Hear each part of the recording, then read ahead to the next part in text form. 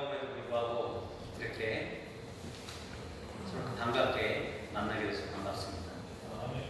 네. 우리 옆에 분들에게 사랑합니다. 감사합니다. 사랑합니다.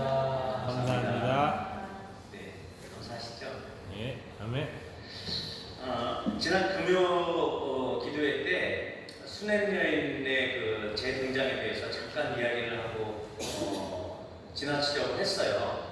그런데 오늘 그 열왕기하 8장을 보다 보니까 뭐랄까 하나님께서 뭔가 주시는 사인이 있는 것 같고 모든 성경의 말씀은 하나님께서 우리의 교훈을 위해서 주셨다라고 디모데후서 3장 16절에서 디모데전서인가요? 3장 16절에서 이야기하고 있잖아요. 그래서 하나님께서는 이렇게 수남 여인의 사건을 다시 한번 또 뭔가 하나 이렇게 우리에게 던져주시는 것은 이 안에서 하나님께서 우리에게 뭔가 주시려고 하는 교훈이 있나 보다라는 생각이 들었던 거죠. 그래서 금요 모임 때 잠깐 말씀드렸던 것처럼 이 여인은 하나님의 사랑을 대접하고 그 다음에 이미 임신하기를 포기했던 여인이잖아요. 그럼에도 불구하고 이제 엘리사 선지자의 수태 보지를 받고 나서 1년 후에 그에게 아들이 태어난단 말이죠. 그리고 그 하나님의 그 특별한 은혜를 입어가지고 그 아들이 이제 일사병과 같은 그런 그 병이 걸려서 갑자기 죽게 되었을 때 직접 엘리사를 쫓아가잖아요. 쫓아가서 그를 모시고 와서 엘리사가 하나님이 이 아들을 그 남편이 이미 나이가 늙고 이미 아들을 가질 수 없는 그런 상황임에도 불구하고 하나님께서 주신 아들이기 때문에 다시 살릴 수 있을 것이다 라고 하는 그런 믿음으로 엘리사에게 달려가고 또한 엘리사가 와서 그 죽은 아이를 살리시는 모습을 경험한 여인입니다. 그리고 그 여인의 마음에는 이렇게 하나님께서 죽은 자도 살릴 수 있을 것이다 라고 하는 그 강한 믿음을 갖고 있었던 거죠. 그런 이제 이런 수냄 여인에게 엘리사는 7년의 기근이 이 이스라엘 땅에, 이 북이스라엘 땅에 임할 것이기 때문에 너는 이 이스라엘 땅을 벗어나가지고 그가 살고 있었던 그 수냄에서부터 이제 남서쪽으로 저쪽 블레셋 땅, 적대적으로 계속 그 유대 땅과 적대적인 북이스라엘이 있으면 그 남쪽에 유다가 있었잖아요. 그 유다 땅과 적대적인 관계에 있었던 그 블레셋 땅 가운데로 이 여인이 가서 살도록 하는 것이죠.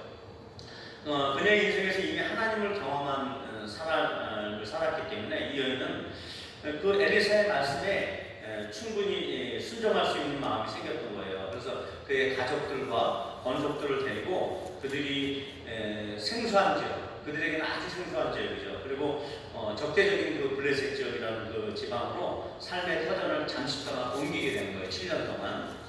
물론 그들에게 이제 불안한 마음도 있었겠지만 그곳에서도 하나님의 그 철저한 보호하심이 있을 것이다 라고 하는 거기에 대한 신뢰감을 가지고 자기들이 익숙했던 그 땅을 떠나게 되는 것입니다. 그러나 이제 그 수냄 여인이 살던 지역을 떠날 당시에 그 장면을 자세히 살펴보면 엘리사가 이야기하는 장면에서도 그랬고 그 남편이 등장하지 않는 것을 보게 됩니다. 그리고 문맥의 뉘앙스를 봤을 때도 그 남편은 이미 나이가 들었던 사람이기 때문에 이미 이 세상을 떠났을 수도 있어요. 그리고 이 여인이 다시 7년 후에 돌아왔을 때 왕 앞에 이렇게 호소하기 위해 섰을 때 게하시가 그 아들에 대해서는 지칭을 하는데 그 남편에 대해서는 지칭을 하지 않고 이렇게 호소하는 것은 원래 가장인 남편이 호소하는 것이거든요. 그때 시대 풍속으로 봤을 때는 그 사회적인 풍속에서는 이 남자가 이런 억울한 일이 있을 때 왕에게 직접 호소하기 위해서 남자가 가는 것인데 여자가 갔단 말이에요. 그것으로 봐서 이 남편은 이미 이들이 수냄을 떠날 때 당시에도 이미 이 세상 사람이 아니었거나 아니면 그 블레셋 땅 가운데서 저 세상으로 간 그런 상태를 표현하고 있는 것일 수도 있다라고 판단이 되어집니다. 여인이 직접 호소하는 모습과 자신의 아들이 살아난 사건을 목도했었던 그 엘리사의 사원 게하시가 그녀의 아들만을 가리키고 있는 이 모습에서 아마 블레셋에 떠나기 전이든 블레셋 안에 있었던 결국은 남편이 없었던 과거의 상태로 이제 돌아오게 된 것을 보여주고 있습니다. 그래서 이처럼 수냄 여인의 사건을 또다시 이렇게 거론할 수밖에 없었던 것은 하나님께서는 이 교훈을 우리에게 주시려는 것인데, 먼저 엘리사 시대의 성경 기록상에는 기근의 사건이 3번이 등장하는 것을 볼 수가 있어요. 첫 번째 사건은 어떤 것이었냐면 열왕기 하 4장 30절에 보면은 그 엘리사의 선지자의 그 제자들이 그 들호박국을 끓여다가 끓여 먹게 되는데, 그 안에서 그들이 그걸 먹다가 이 죽음의 독이 이 안에 있도다라고 외치게 된단 말이에요. 그때 엘리사가 가루를 가져와라. 이것이 이제 밀가루를 의미하는 것으로 알고 있는데, 그 가루를 그 국에다가 넣자 어떻게 돼요? 그들이 죽지 않게 되고 그 국을 먹을 수 있게 되는 사건들이 있단 말이죠. 근데 이 기록이 성경에서는 흉년했다라고 기록하고 있어요. 이렇게 첫 번째 흉년의 기록이 나오고, 두 번째 기록은 우리가 지난 수요일인가 봤었던 그 아람 군대에 의해서 이 사마리아 땅, 이 북이스라엘의 수도인 사마리아 땅이 완전히 철저히 봉쇄가 되고 그들이 굶어 죽어가는 상황들이 나타난단 말이에요. 그래서 어떤 한 여인이 왕에게 가서 호소하기를, 어떤 이웃집 여인과 함께 자기 아이를, 오늘은 내가 우리 아이를 잡아먹고 그 다음 날은 너희 아이를 잡아먹자, 이런 그 비참한 상황에 이야기를 하게 되는 것을 보게 되는 것이죠. 그래서 한 여인의 아이를 잡아먹었단 말이에요. 근데 그 다음 날은 그 이웃집 여인이 오리발을 내미는 거예요. 자기 아이를 감춰두고 못 잡아먹게 하는 것이죠. 어머니 모성애 때문에 그런 상황들이 발생이 되는데, 이런 비참한 모습을 보면서 왕이 옷을 찢고 비참한 상황을 표현하는 것들을 보게 되는 것이죠. 그리고 평소에 먹지도 않는 그 부정한 나귀의 머리를 80세겔로 팔게 되는 그런 일들이 있게 되는데, 그것은 하루 노동자의 품삯 한 320일치 정도에 되는 그 품삯에 해당되는 아주 막대한 돈이라고 얘기를 했었던 거죠. 그런 그 기근의 상황이 발생했던 시대의 기록이 이제 두 번째 기록이죠. 그래서 그것은 어떻게 보면 그 아람에 있던 그 아람의 왕이 결국은 이 사마리아가 기근에 있었다라는 것을 야비하게 알고서 결국은 그 상태에서 공격을 했던 것이다라고 보여질 수 있는 것이에요. 결국은 이 이스라엘 땅, 이 사마리아 그 당시의 그 상황은 기근이라고 하는 하나님의 심판과 또 한 가지 대적의 칼이라고 하는 이 두 가지 심판을 양수격장으로 겪게 되는 그런 상황이 있게 되었다는 것이죠. 그게 이제 두 번째 기록이고, 세 번째 기록이 바로 오늘 등장하는 7년이라고 하는 기근의 상태를 표현하고 있는 것입니다. 이들 기근이 있었던 시기에 대한 그 다양한 견해가 있을 수 있거든요. 일단 그 첫 번째 기록, 그 선지자들이 먹었던 기록은 앞서 7년 기근 앞서 있었던 흉년일 것이다, 이런 얘기들도 있고, 또 어떻게 보면 그 7년 기근 안에 다 있었을 것이다. 그럼에도 불구하고 이 당시의 왕을 여호람 왕으로, 이스라엘의 그 아합의 아들인 그 여호람 왕으로 기록하고 있는데, 그 왕이 재위하고 있었던 곳은 12년인데 7년이라는 무려 그 왕의 치기간 7년 동안 이 흉년이 있었을 것이다라고 판단하고 있단 말이에요. 그러니까 하나님께서 그 기간과 그 시대 사람들에서 얼마나 미워하셨는지 그것을 볼 수 있는 열악한 증거라고 볼 수가 있는 것이죠. 그래서 하나님의 그 맹렬한 심판이 그것 가운데 그것도 두 가지나 겹쳐서 오게 되는 것을 보게 됩니다. 이런 기근에 이런 연대가 중요한 것은 아니지만, 하나님의 심판과 그 징계의 의미로서 이 기근과 칼과 역병 이런 것들의 역할을 통해서 결국은 그 시대의 상황을 반추해 볼 수 있다는 것이에요. 그 시대에 이렇게 기근과 칼이 같이 있었다는 것은 하나님께서 얼마나 그 시대를 싫어하셨는지를 보여줄 수 있다는 것이죠. 그렇다면 이 7년 기근이라는 이 사건에서 피난하게 된 이 수냄 여인의 어떤 그 사건들, 그리고 그 집을 회복하고 그 땅을 회복하는 사건을 통해서 일반적으로 우리가 생각할 수 있는 그 교훈들을 먼저 한 4가지 정도 보고 발견할 수가 있는 것이죠. 그 첫 번째는 뭐냐면, 당시의 이스라엘 사회가 시대적으로 아주 악한 사회라는 거죠. 여호와 신앙을 이미 버렸고 그들에게 풍요를 주는 그 풍요의 신 바알을 섬겼고, 그 다음에 그 정치적으로는 그 베델과 단에다가 송아지 우상을 세워놓고, 정치적인 이유 때문에 예루살렘에 가서 제사를 드리지 못하게 하는 이런 정치적인 이유들, 또 편의적인 방법으로 가까운 산당에다가 그들이 우상을 세워놓고 하나님인 양 섬기게 되는 이런 그 종교적인 외양만 이렇게 숭상하는 그런 시대면서 그들의 입으로는 여전히 그들의 이름들이나 왕의 이름들이나 이런 것들을 보면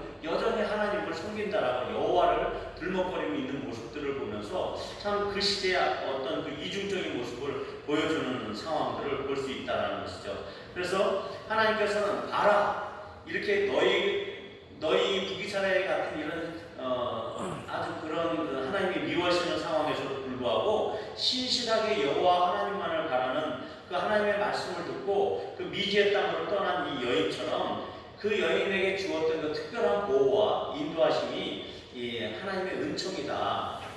너희들의 그런 모습들에 대비한 이 하나님이 사랑하시는 한 사람, 이 여인에 대한 모습을 대비시키고 있다라는 교훈들을 우리가 보게 되는 것이요.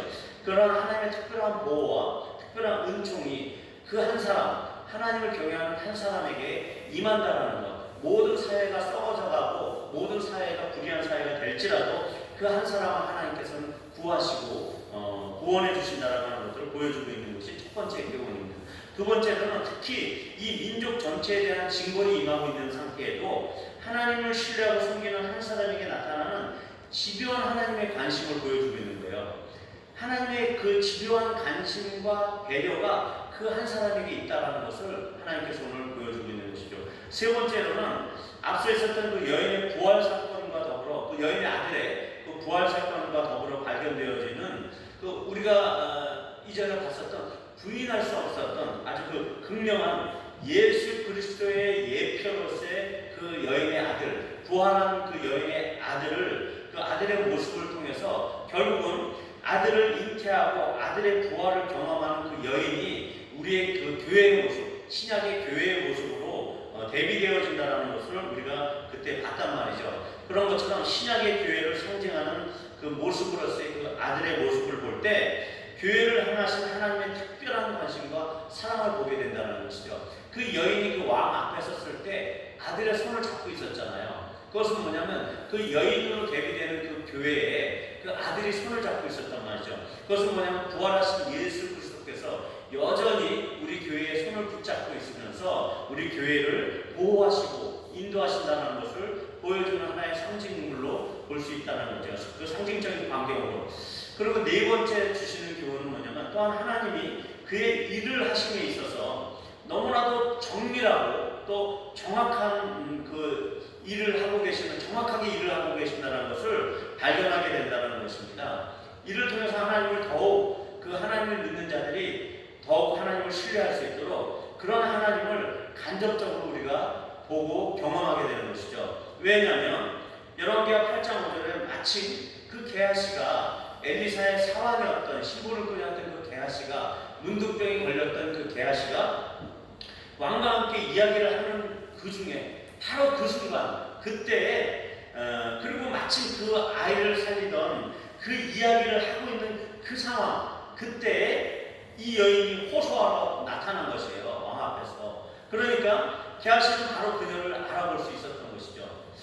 이런 기가 막힌 하나님의 정확한 타이밍의 역사는 성경의 여러 군데에서 등장하는 것을 볼 수 있지만 우리가 특별히 볼 수 있었던 것은 에스더의 이야기에서 볼 수 있었던 거잖아요. 그것은 뭐냐면 에스더 왕비가 감히 그 황제 왕 앞에 아무 때나 나갈 수 있는 것이 아니거든요. 그 전에 법률을 정했단 말이에요. 그 에스더 왕비 이전에 그 왕비가 왕을 함부로 대하기 때문에 왕이 콜링을 하기 전에는 그 왕비나 누구든지 그 왕의 뜰 앞으로 들어갈 수가 없단 말이죠. 그럼에도 불구하고 이 에스더가 죽으면 죽으리라 그러면서 그 이스라엘 민족의 그 지금 하만의 계계 때문에, 하만의 그 악한 생각 때문에 이스라엘 모든 민족들이 죽게 된 상황에서 내가 죽으면 죽겠다 그러면서 백성들로 하여금 3일 동안 금식하게 하고 자기는 왕 앞에 들어간단 말이죠.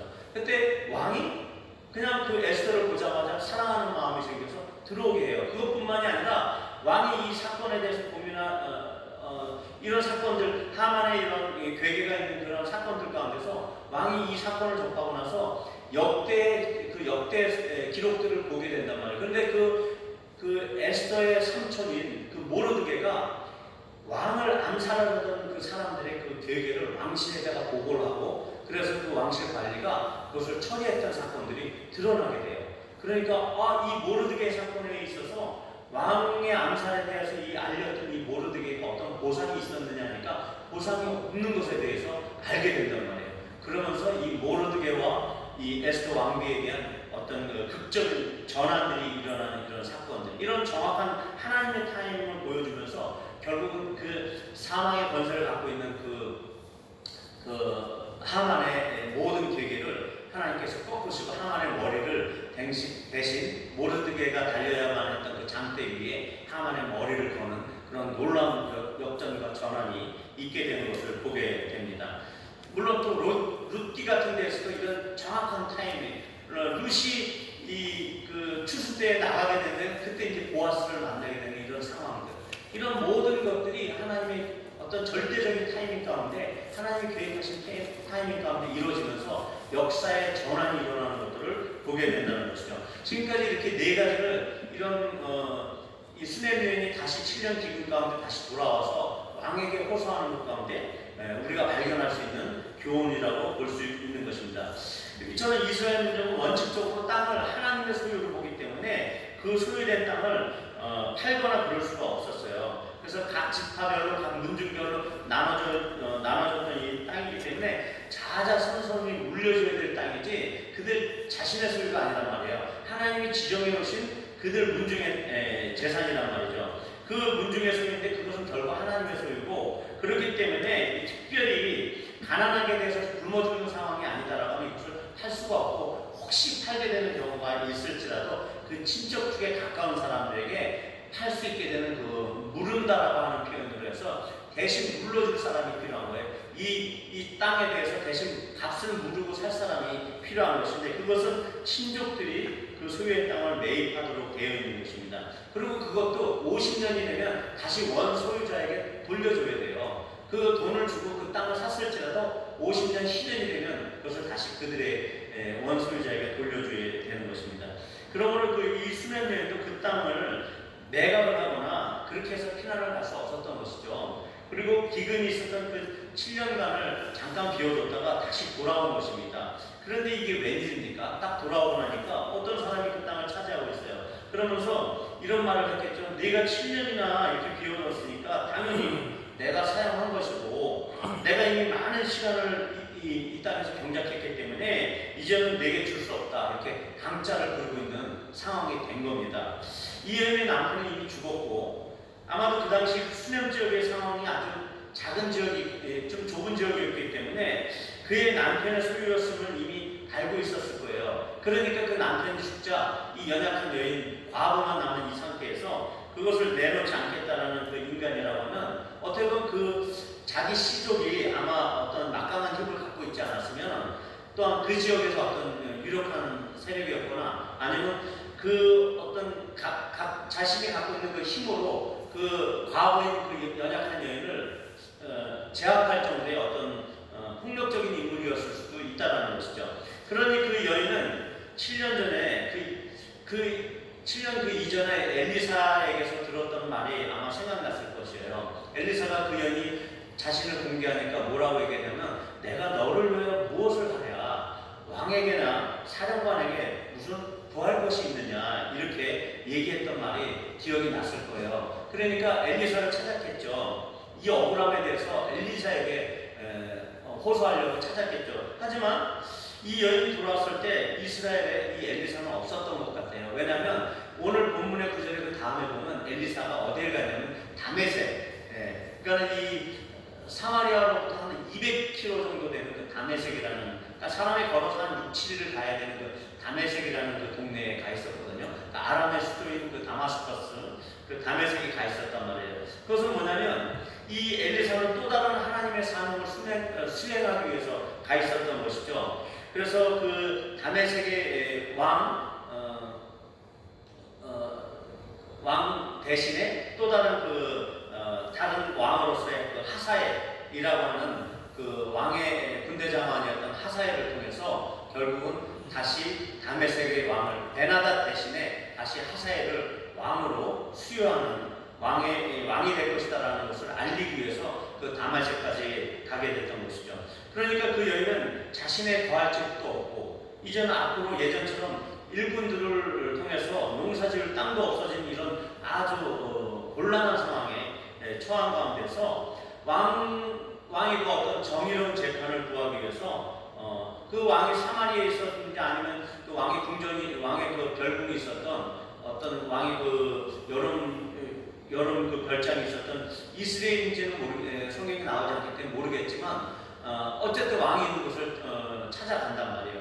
그랬을 때 오늘 이 본문의 스토리에 등장하는 이전에 그녀에게 함께 하시는 하나님의 그 기적을 생생하게 같이 목도했었던 하나님 앞에 있어서 쓸모없는 이 게하시 같은 인물이 왕의 곁에서 그 옆에 자리에 있었단 말이에요. 그리고 하나님의 정확한 일하심을 통해서 새롭게 하나님의 은혜를 이 여인은 체험하게 되는 것이죠. 하나님을 따르는 이 신실한 자들에게 보이는 하나님의 그 신실한 역사가 이 여인에게 보여지는 것을 이 여인은 체험하게 되는 것입니다.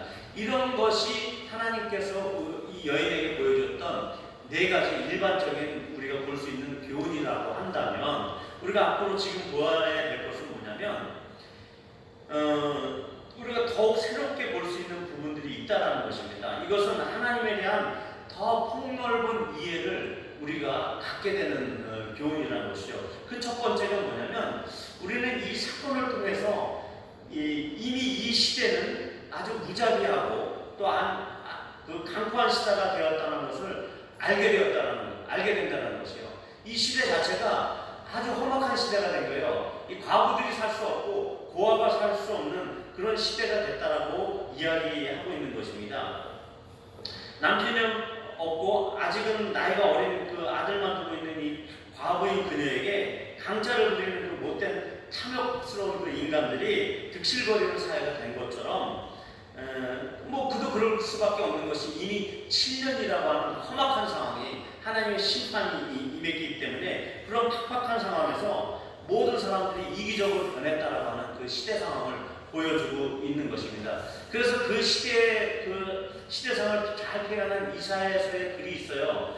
이사야서 10장 1절에서 보니까 불법의 법령을 만들며 불의한 말을 기록했다라고 해요. 그들이 법령을 만들어요. 그들이 정말 이 사회를 건전하게 다스려보자고 법령을 만드는데 어떤 법령을 만드냐면 불법적인 법령을 만들어요. 그리고 불의한 말을 그 법령 가운데 기록하면서 가난한 자를 불공평하게 판결하고 가난한 내 백성의 권리를 박탈하며 과부에게 토색하고 고아의 것을 약탈하는 그 약탈하는 자들에게 화가 있을지로다라고 하나님께서 선포하고 있는 그 시대를 표현하고 있단 말이에요. 이사야 시대에 또 동일한 북이스라엘 그 사태를 얘기하거든요. 그리고 그 이사야 1장 21절에서는 이제는 살인자들 뿐이다 이렇게 얘기해요. 그 신실하던 성읍이 어찌하여 창기가 되었는고 정의가 거기에 충만하였고 공의가 그 가운데 거하였더니 이제는 살인자들 뿐이로다. 그리고 내 은은 찌꺼기가 되었고, 은이라고 하는 것은 순결한 은이잖아요. 근데 이 은에다가 찌꺼기를 섞어서 파는 거예요. 그 은이 찌꺼기가 되었고 내 포도주에는 물이 섞였도다. 포도주를 팔 때 물을 섞어서 파는 거란 말이죠. 왜? 이득을 위해서. 그리고 내 교관들은 폐역하며 도둑과 짝하며 다 뇌물을 사랑하며 예물을 구하며 고아를 위하여 신원하지 않으며 과부의 송사를 수리하지 않느냐는도다. 이런 사회가 되는 것이라는 거예요. 이상하게도 이렇게 하나님께 이들이 이런 사회가 됐던 것은 이들이 하나님께 드리는 올바른 절차의 예배를 드리지 않았기 때문이다라고 성경은 얘기하고 있어요. 하나님께 드리는 올바른 절차에 대한 그 예배가 아니라 그 왕들과 백성들이 편의적으로 만들어놓은 그 산당과 그 송아지 우상 이런 것들의 그 제사가 성행하게 되니까 이상하게도 그들의 사회는 공의가 사라지는 사회가 되었고 살인자와 같은 자들만 들끓는 사회가 되었다는 것입니다.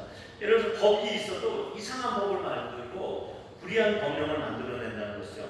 오늘날 지금 그 정의당과 민주당에서 발의하고 있는 그 포괄적 차별금지법이라는 것들이 있잖아요. 바로 그런 하나님 앞에서 명확한 죄인 그 동성애에 관련된 법들을 이 포괄적 그 차별금지법 안에 굳이 집어넣어가지고 그 동성을 옹호하는 그런 불의한 법령을 만드는 것을 통해서 우리가 동일한 사회인 것을 볼 수가 있다는 것이죠. 그들이 법을 만들지만 하나님 앞에서 불의한 법을 만들고 있다는 것입니다.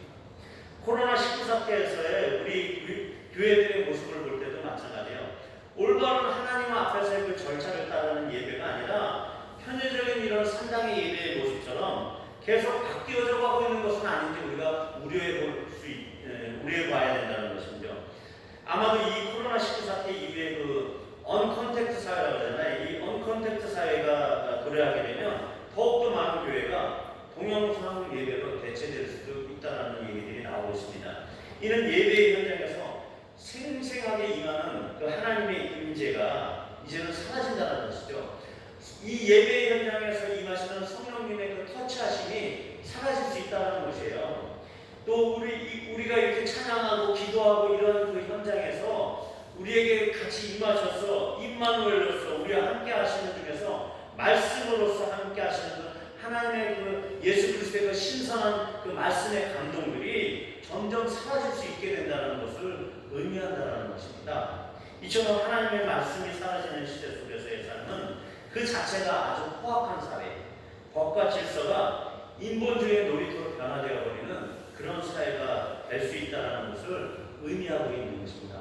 그래서 이 시대, 이 여인을 통해서 보게 되는 이 시대상을 통해서 우리가 배울 수 있는 것은 하나님을 향한 올바른 절차와 하나님을 향한 올바른 예배가 세워지지 않는다면 결국은 우리가 이런 시대를 맞이하게 된다는 것이죠. 이런 포악한 시대, 이런 불의한 시대로 계속 삶이 변해갈 것이라는 것입니다.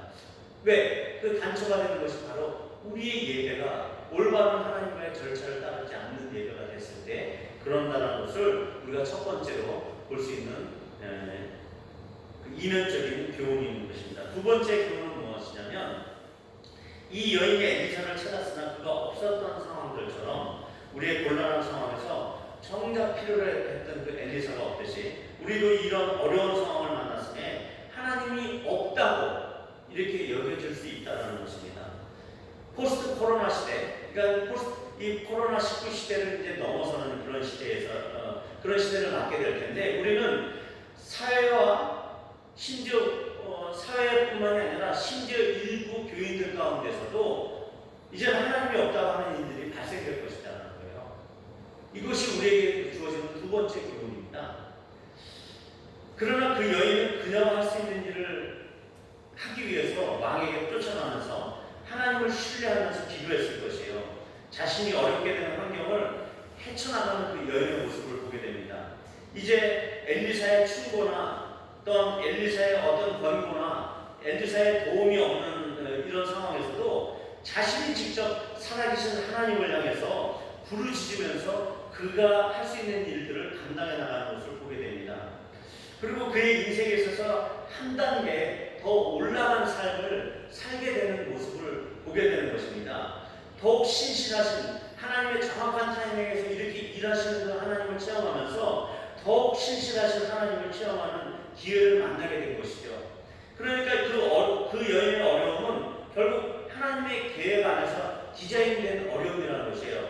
그리고 악인들은 여전히 그 이웃과 하나님 앞에서 악을 행하고 있지만 그런 시대지만 하나님께서는 그 악을 부숴버리고 하나님의 능력과 지혜가 하나님의 가장 중요한 일, 그 일을 행하고 있다는 것이에요. 그 중요한 일은 뭐냐면 하나님의 사람, 하나님의 그 신실한 한 사람을 영적으로 성숙시키기 위한 환경을 지금도 만들고 있다는 것을 우리가 알아야 된다는 것입니다. 이 환경이 결국은 다른 사람들, 하나님을 믿지 않고 하나님을 아주 신실하지 않게 따르는 그 사람들에게는 하나님이 없다, 엘리사가 어딨냐, 우리에게 답변해 줄 사람, 이런 문제들에 대해서 답변해 줄 사람, 이걸 명쾌하게 해결해 줄 사람, 하나님이 이 코로나 사태를 왜 해결해 주지 못하냐, 전능하는 하나님이면 이런 환경을 탓하고 있을 때 하나님께서 하나님을 신실하게 찾고 있는 이 여인의 신앙 성장을 위해서 이 모든 환경을 조성하고 있다는 하나님의 정확한 타이밍을 통해서 이 여인의 그 성숙함을, 영적 성숙함을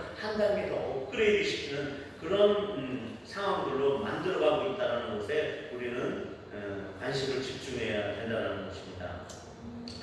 그래서 결국은 하나님께서 이런 환경들 가운데서도 하나님이 안 계시는 것이 아니다라는 것이죠. 일시적인 고난과 어려움은 분명히 그의 사랑하는 자녀들을 더욱 그 훌륭한 신앙인으로 만들어 가시는 하나님의 의지인 것입니다.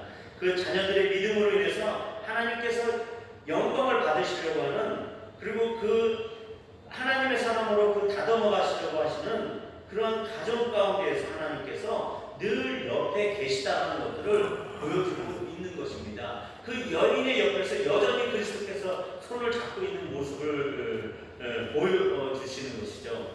우리는 여기서 하나의 그림을 그렇게 떠올려야 되는 것이에요. 마치 애니메이션 영화에서 그 라이언 킹에 나오는 그 애니메이션 영화에서 어미 사자가 새끼 사자 신발을 남거리에 떨어뜨려 버리잖아요. 그러니까 이 어린 사자가 갑자기 발톱이 나오면서 그것을 헤쳐 올라가는 모습들을 보게 된다는 것이죠. 그 그림을 우리가 떠올려 봐야 되는 것이에요. 그의 발톱의 역할을 제대로 할 수 있도록 훈련하시는 그 하나님의 훈련을 보게 되는 것이죠. 그래서 우리가 앞서 말했듯이 그 여인이 교회를 상징한다면, 우리는 그의 부활하신 아들 예수 그리스도께서 그 여인의 손을 꼭 잡고 있다는 것을 잊지 말아야 하는 것처럼, 신약 교회를 통해서 그 그리스도께서 잉태되어지고 출생하신 다음에 그 교회와 더불어 그 그리스도께서 죽음과 부활을 경험하신 그 그리스도께서 영원히 그의 교회의 머리가 되어지는 그분으로서 그리고 그분이 영원히 그 교회와 함께 하시겠다고 하는 그 모습, 그 과정 가운데 우리 성도를 열심히 훈련해 가시는 그러한 모습을 우리가 어려운 가운데서도 갖가지 우리에게 몰려오는 그 어려움과 어려운 환경들 중에서도 그리스도께서 우리 옆에 항상 영원히 함께 계시다는 것에 대해서 큰 위로와 확신을 가져야 된다는 것입니다.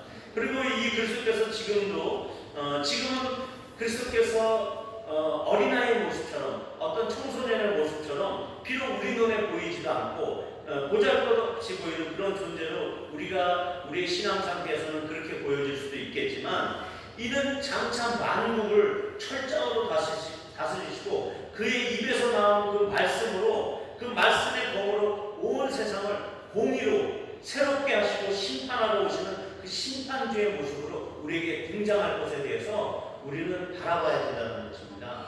그 어린아이, 그 어머니 옆에 있던 이 어린아이가 우리의 심판주로 오실 것이라는 것이에요. 우리 눈에 보이지 않는 그 그리스도께서 우리 눈에 정확하게 공중 가운데서 천사들의 나팔 소리와 함께 이 세대 가운데 내려오실 그 영광의 심판주를 우리가 바라봐야 된다는 것입니다.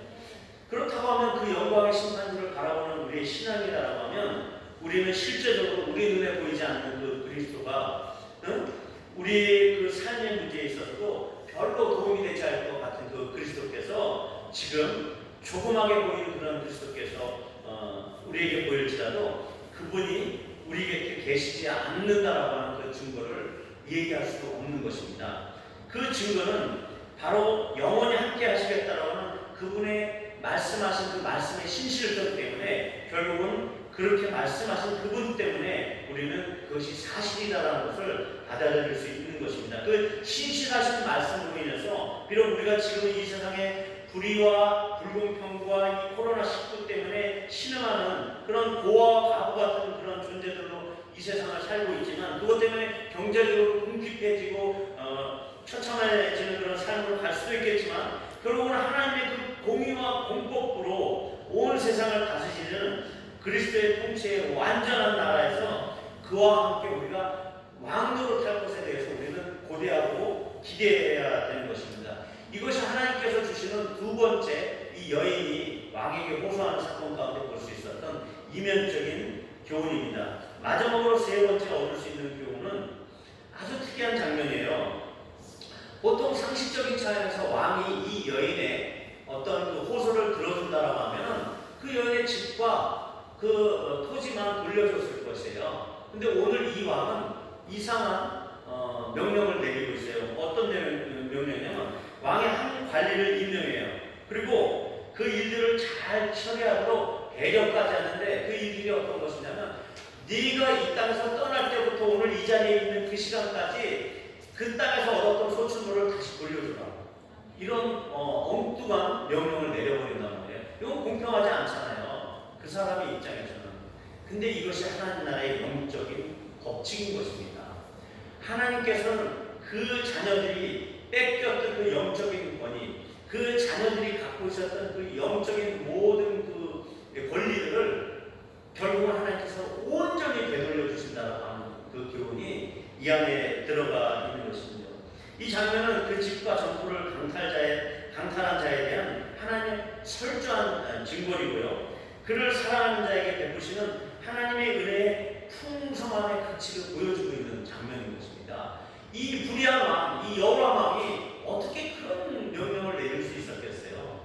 예, 이것은 부당한 명령임에도 불구하고 이 왕을 통해서 하나님께서 지금 역사하고 있는 모습을 보게 되는 것입니다. 과연 이 여인의 집과 토지는 어떤 의미인 것이죠? 그리고 교회는 이 여인을 대표하는 교회는 영적인 유기적인 집단이라고 하는데 이 교회의 집과 그 여인의 집과 전토처럼 이 교회가 소유하고 있는 집과 전토라는 것은 어떤 것을 의미하는 것일까요? 그것은 바로 교회는 기도하는 만민의 집이라고 성경에서 이야기하고 있잖아요. 그리고 그리스도의 말씀으로 성도들의 심령이 기경되어지는 그 발원지라고 이야기하고 있는 것이거든요. 결국 이 교회의 집과 교회의 전토라고 하는 것은 그 여인의 집과 땅의 회복이라고 하는 것은 영적인 회복을 얘기하는 것이죠. 기도의 회복을 얘기하는 것이에요. 말씀으로 기경되어져야 되는 성도들의 심령의 회복을 얘기하는 것이고 교회의 온전한 회복을 의미하고 있는 것으로 봐야 하는 것입니다. 이 회복이 먼저 우선이 되어야 그 타락한 그 시대상, 그 타락한 시대 가운데 있는 편만한 그 불의와 불공통에도 불구하고 다시 하나님의 회복이 그 사회 가운데 일어날 것이다라고 하는 것을 예견하고 있는 것이다라고 보면 되는 것입니다.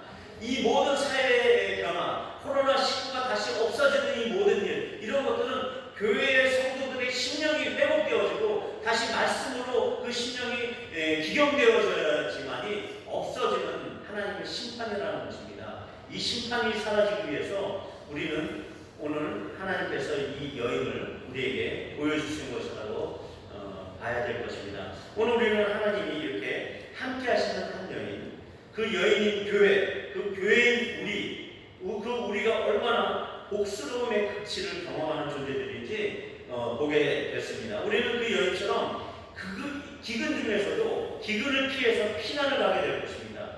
악한 마귀에게 뺏겼던 그 재물이나 그 관계, 우리가 관계했던 그 모든 사람들과의 그 관계도 다시 되찾을 것입니다.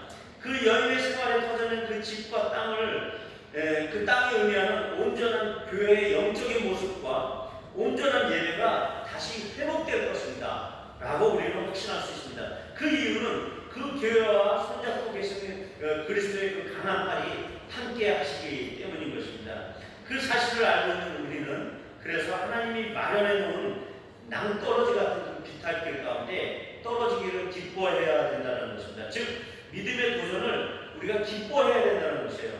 그래서 어떤 선교단체에서 보면은 갈 곳을 알지 못하고 갈 곳을 정해놓지 않고 출발하는 그 전도여행이 있거든요. 그런 전도여행과 같은 그런 그 훈련을 우리에게 그 전도여행과 같은 훈련이 우리에게 필요한 것인지도 모르겠습니다. 이렇게 그리스도의 손을 잡고 그분의 돌보심을 확신하면서 떠나는 그 모험적인 인생, 그것이 우리를 향하신 본토 친척집을 떠나서 내가 지시할 땅으로 가라라고 하시는 진정한 그리스도의 정신으로 사는 삶의 정신이 아닌가 생각해 볼 수 있다는 것입니다. 그렇기 때문에 우리는 용기를 내야 되는 것이고 안정을 떠나서 모험을 즐거워하는 그런 삶을 살아야 되는 것이고 우리가 없는 중에서도 가난한 사람들을 돌아볼 줄 아는 그 정신으로 살아야 되는 것이며 아까워도 기쁜 마음으로 드릴 줄 아는 그런 반대 정신으로 사는 삶이 우리에게 요구하시는 그리스도의 정신이 아닐까 생각이 됩니다. 그것을 배우는 장이 바로 우리를 그 모험의 땅으로 초청하시는 그리스도의 몸이라는 것을 우리가 기억해야 되는 것입니다. 그 모험이 확장되어져서 더 넓어지게 된다면 사회를 향해서, 사회적 약자를 향해서 우리의 가진 것을 값없이, 대가 없이 기부도 하고 전 인생을 그들을 위해서 흘려보낼 수 있는 그런 삶으로 기꺼이 살게 된다는 것이죠. 바보의사 청년이라는 그 청년의 책이 있잖아요. 그 30대 초반의 나이에 그는 그 의사라는 직분을 가지고 모든 사람에게 기꺼이 나눠주고 그가 죽었을 때 그 초반의 나이에 죽었을 때 엄청난 4천 명이나 되는 사람들이 어디선가 와서 그의 장례를 함께 치렀다라고 하는 이야기들이 있었던 것처럼 그런 삶처럼 크리스천의 인생은 보편적인 삶을 영위해가는 삶이라는 것을 기억해야 됩니다. 남들은 일주일간 열심히 살고 오늘 하루 쉬는 날인데 일요일에 우리는 이 보이지 않는 신을 예배한다고 이렇게 앉아있고 그리고 보이지 않는 신을 노래하고 악기를 두드리고 이런 퍼포먼스를 하면서 기도한다고 이렇게 앉아있으니 이것이 일반 사람들의 입장에서 보는 그리스도의 영이 없는 사람들의 입장에서 볼 때는 이해가 안 되는 그런 상황인 것이죠. 저 역시 최근에 하나님께서 나의 생업에 대해서 고민하게 하셨어요. 나의 그 어떤 생업에 대한 염려나 노력을 내어놓고 오직 말씀을 읽는 것에 대한 어떤 생각이 계속 들어오는 거예요. 이런 삶이라고 하면 혹자는 이렇게 물어보겠죠. 그렇다면 당신의 그 세 아들이나 그 세 아들이 그 유학을 하고 있는 그 엄청난 유학비는 어떻게 하고 그것을 내팽개치고 당신의 자녀들에 대한 교육은 결국은 회피해야겠다는 그런 얘기냐, 네 책임을 회피하겠다는 얘기냐, 아니면 당신 그 직업에 대해서 지금 시대가 어렵기 때문에 더 집중하고 노력하고 그렇게 해서 그렇게 해도 모자랄 이런 시국에서 말씀은 네가 더 공부한다고 수입이 늘어나겠느냐 이렇게 질문을 해볼 수 있지 않겠어요? 누군가가 나에게 이렇게 물어볼 수도 있다는 거죠. 그리고 이런 결정은 하나님의 어떻게 일반 은총의 법칙에 있어서도 위배되는 것이지 않겠어요? 하나님 우리에게 일반 은총을 주셨잖아요. 그래서 생업을 유지하고 그것을 통해서 우리의 수입을 통해서 교회를 세우고 교회를 유지하고 이런 것들이 하나님의 일반 은총인데 이런 법칙에도 위배되는 사건이란 말이죠. 저희 부부는 이런 삶을 젊어서부터 이미 경험을 했기 때문에 우리 아이들도 이런 삶을 경험했기 때문에 아빠가 다시 전적으로 하나님만을 의존하는 그런 생존 방식을 다시 선택한다고 해도 우리 아이들도 반대는 하지 않겠지만 한편으로는 제 자신이 가정으로서의 그 가정의 재정을 다 내려놓겠다고 이렇게 말한다고 하면 어떻게 보면 제 자신이 귀무유기는 아닌가, 일하지 않으려는 것처럼 또 남들이 보지는 않겠는가 이런 생각을 하게 된단 말이죠. 하지만 우리가 이것 가운데서 한번 생각을 해보자고요. 저의 입장에서 생각을 해보세요. 나의 생업이 어느 정도 잘 될 때도 한번 생각해보세요. 나는 늘 버둥거렸어요. 아이들이 학비가 이 정도 됐다라면 또 어떤 쓸 일이 생기면서 늘 그런 버둥거리는 과정을 겪었거든요. 그 과정에서 늘 주님이 도와주시는 그런 주님의 손길들을 체험했단 말이에요. 그러면서 아이를 키워왔는데 그러면 나의 이런 노력보다 주님이 은혜로 여태까지 키워왔다는 것인데 주님이 그렇게 저렇게 나에게 그렇게 이렇게 이끌어오셨는데 나에게 요번의 경험처럼 하나님께서 네가 말씀만 집중하라라고 이렇게 말씀하신 것이 혹시 맞다라고 한다면 이제부터는 주님께서 그렇게 나에게 요청하신다라고 하면 그것은 반대로 생각하면 반대 정신으로 생각하면 하나님께서 이제는 너에게 더 큰 약속, 더 큰 시간 약속, 더 확실하게 더 큰 것을 주겠다라고 하는 하나님의 의지는 아닌가라는 것으로 반대로 생각할 수 있다는 것입니다.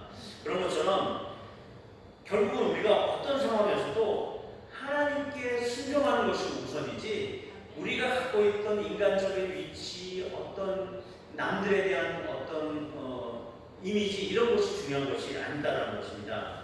그렇게 된다면 하나님께서 하나님이 원하시는 방법대로 우리의 필요를 채우실 것이다라는 것을 우리가 확신할 수 있다라는 것입니다. 그렇다면 단편적으로 아무 일을 안 하는데 그렇게 많은 수익이 어떻게 생깁니까? 라고 의문을 갖고 질문을 던지시는 분이 있을 수도 있을 것입니다. 거기에 대한 저의 답변은 네, 생깁니다 라고 답변을 드릴 수 있습니다. 그것은 왜냐하면 우리는 하나님의 능력을 축소시키는 경우가 있다는 것이에요. 그 하나님의 능력이 축소되는 것은 우리의 기도가 부족한 것 때문이지 결코 하나님이 말씀하신 바를 못 이루는 분이 결코 아니시라는 사실을 꼭 기억해야 된다는 것입니다. 하나님께서 말씀하는 것이 확실하다고 한다면 우리는 그런 삶을 살 것이다라고 결정을 하고 그 다음에 기도를 하게 될 것입니다. 그렇죠. 5만 번 이상의 기도 응답을 받았던 그 조지 뮬러 목사님이 계시잖아요. 그가 자기의 생업을 가졌나요? 자기의 생업 갖지 않았어요. 고아들만 돌봤단 말이에요. 그는 기도하는 일만 했어요. 그의 생업으로 그 수많은 전쟁 고아들을 먹여 살릴 수가 없었어요. 예. 오직 기도로 그렇게 많은 기도의 응답과 매 순간 필요했던 모든 것을 하나님께로 받았던 사람, 그 증인이 지금 우리에게 살아있기 때문에 우리에게 어떤 하나님의 도전이 있을지라도 우리는 두려움을 가질 필요가 없다는 것입니다. 이처럼 진정한 교회의 영성은 하나님이 말씀하시면 거칠게 그 모험적으로 그 모험을 실행하면서 그 야성을 담고 그런 야성 가운데 그 모험을 실행하는 것들을 그 교회의 영성 가운데 포함시키고 있다는 것을 기억해야 됩니다. 우리의 영성의 깊이는 그 모험의 시작으로부터 시작된다는 것을 우리가 기억해야 되는 것입니다. 담대히 우리가 교회 밖으로 나가서 복음을 전하고 전 세계를 향해서 복음을 전하고 나의 소유를 내 소유의 바깥으로 나누는 삶을 사는 이런 삶을 통해서 나타나는 그 영성이 바로 온전한 하나님이 원하는 진정한 교회의 영성이 아닐까 생각이 됩니다. 이런 교회의 참된 영적인 회복이 일어나는 우리 교회 그리고